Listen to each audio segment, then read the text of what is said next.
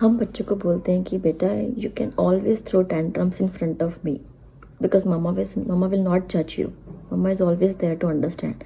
और बच्चा टेंट्रम ज़्यादा थ्रो करता है आपके सामने बिकॉज बच्चे को सेफ फील होता है।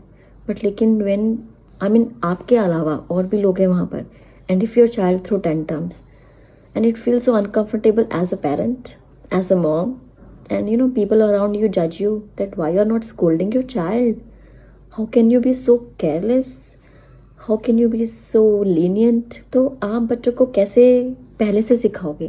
आप बच्चों को बता सकते हो कि बेटा I also have self respect, mamma की भी सेल्फ रिस्पेक्ट है, I know you feel bad but बेटा you can not do like that in front of others.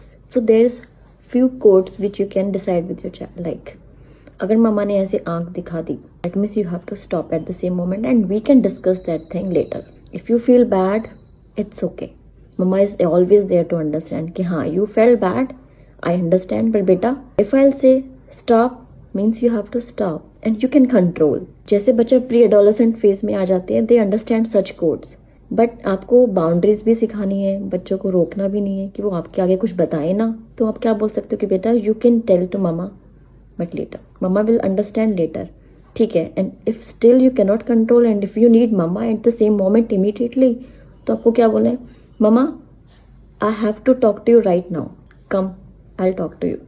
तो आप जब बच्चों को बताओगे कि बेटा जब भी आपको ऐसा लगे तो आपको इमीडिएटली टेंट्रम्स थ्रो करने के बजाय मम्मा को बोलना है कि mamma I have to talk to you, फिर मम्मा आपको एक तरफ साइड में लेके जाएगी, then you have to pour over there, not in front of others, क्योंकि मम्मा की भी सेल्फ रिस्पेक्ट है।